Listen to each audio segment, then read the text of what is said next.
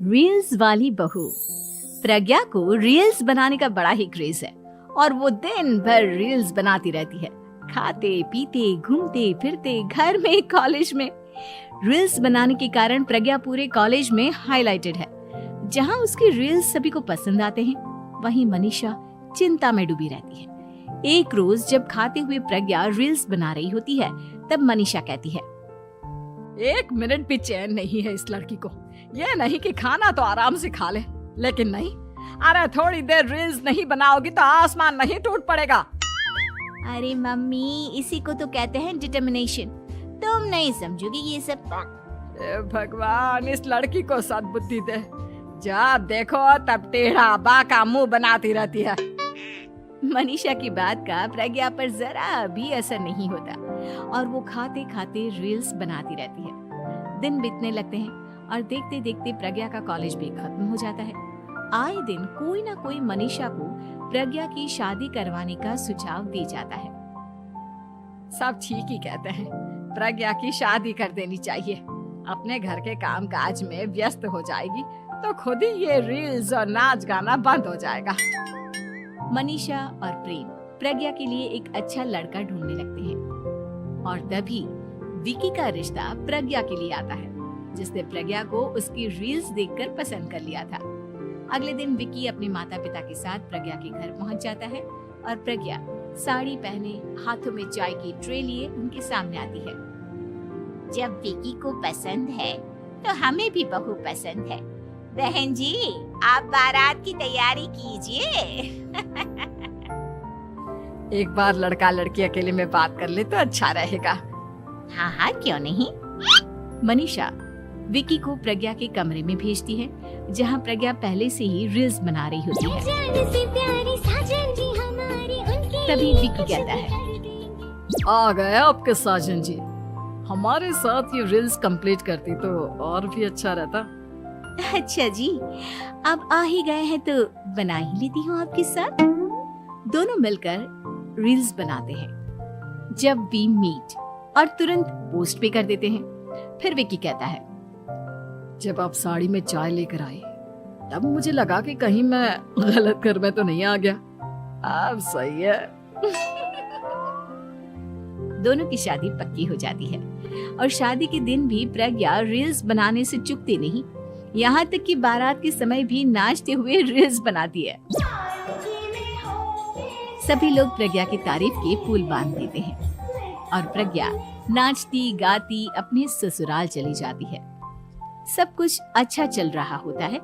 प्रज्ञा यहाँ भी दिन भर हर चीज की रील्स बनाती रहती है।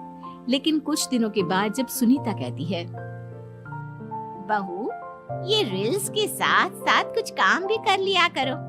वैसे तुझे और क्या क्या बनाना आता है?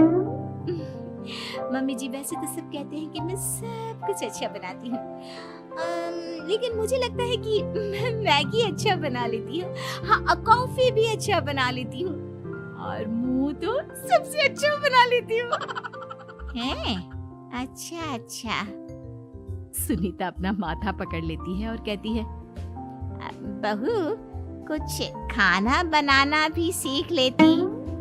मम्मी जी, मैं लंबी प्लानिंग कर रही हूँ। जल्दी ही मैं इतनी फेमस हो जाऊंगी कि मुझे पैसे मिलने लगेंगे।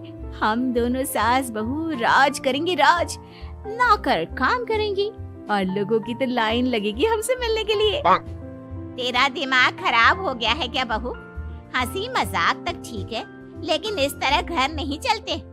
जितना जल्दी हो इस घर के तौर तरीकों को सीख लो। प्रज्ञा मुंह घुमाकर चली जाती है और तुरंत उसी वक्त एक रील बनाती है। ये देख सुनीता का गुस्सा 7वें आसमान पर चला जाता है और विकी के घर आती ही सुनीता उसे सब कुछ बताती है। विकी भी अब प्रज्ञा की इन हरकतों से परेशान हो जाता है। तुम टेंशन मत लो मम्मा, मैं देख लूंगा। विकी कमरे में जाता है तो देखता है कि प्रज्ञा रील्स बना रही है। विकी बड़े ही प्यार से प्रज्ञा से कहता है, प्रज्ञा, इन सब के लिए मैं तुम्हें मना नहीं कर रहा हूँ, लेकिन फिर भी हर वक्त तो ये अच्छा नहीं लगता ना। समझने की कोशिश करो, मुझे भी तुम्हारा थोड़ा वक्त चाहिए। मैं जब ऑफिस से आता हूँ तो मुझे समय देने की जगह इसी में लगी रहती। तुम ज्यादा ही सोच रहे हो। तुम भी मेरे साथ रील्स बनाओ ना, तुम्हें भी बहुत अच्छा लगेगा। तुम्हें इज्जत से कोई बात समझ में नहीं आती क्या? दिमाग खराब हो गया है तुम्हारा इस चकाचौंध से। अगर तुमने अपना रवैया नहीं बदला तो मैं तुमसे दूर चला जाऊंगा। तुम ही रिश्ता लेकर आए थे, मुझे लड़कों की कमी नहीं थी और ना आज है। विकी दरवाजा पटक कर चला जाता है। धीरे धीरे विकी प्रज्ञा से दूर होता जाता है। एक रोज मनीषा प्रज्ञा के ससुराल उससे मिलने जाती है। तब सुनीता उससे कहती है, बहन जी, अब आई हैं तो कुछ दिन यहाँ रहकर जाइएगा, आप ही का घर है। हाँ मम्मी, बहुत दिन हो गए तुम्हारे साथ एक भी रील नहीं बनाई मैंने। प्रज्ञा तुरंत अपने फोन में रील्स ऑन कर लेती है। ये सब मुझसे नहीं होता। तेरा ये भूत अभी तक नहीं उतरा क्या? बहन जी, आप कुछ कहती नहीं क्या इसे? जब आप ही कुछ नहीं कर पाई तो मैं कर ही क्या सकती हूँ। सास तो वैसी ही बदनाम है। शाम को घर की लाइट चली जाती है और मनीषा प्रज्ञा से कहती है, मेरे घुटनों में बहुत दर्द हो रहा है, तू लाइट का कुछ इंतजाम करना बेटा। अच्छा, कैंडल जला देती हूँ मम्मा। प्रज्ञा गाते हुए कैंडल जलाती है और खिड़की के पर्दे के पास रख देती है। मनीषा, जिसे बहुत दर्द हो रहा है, वो सो जाती है और प्रज्ञा हमेशा की तरह अपने रील्स में लग जाती है। उधर कैंडल की वजह से पर्दा आग पकड़ लेता है और मनीषा के कमरे में आग लग जाती है। बचाओ, कोई है, बचाओ। सभी भागते हैं और विकी कमरे की आग बुझाने में लग जाता है, लेकिन तब तक मनीषा आधी जल चुकी थी। मनीषा की हालत देख प्रज्ञा रोने लगती है। विकी मनीषा को तुरंत हॉस्पिटल ले जाता है और उसे एडमिट कराता है। विकी प्रज्ञा से कहता है, देख लिया ना, तुम्हारे इस नाच गाने की वजह से आज तुम्हारी माँ की जान जाते जाते रह गई। अब पता नहीं तुम और क्या चाहती हो। उधर डॉक्टर कहते हैं, इनकी हालत बहुत नाजुक है, आधे से ज्यादा जल चुकी है। प्रज्ञा रोती हुई मंदिर में जाती है और भगवान के आगे जाकर कहती है, भगवान, मेरी माँ को ठीक कर दो। मैं कसम खाती हूँ, हाथ से ये रील्स बनाना छोड़ दूंगी। बस मुझे मेरी माँ वापस मिल जाए। 2 दिन बीत जाते हैं और मनीषा खतरे से बाहर आ जाती है।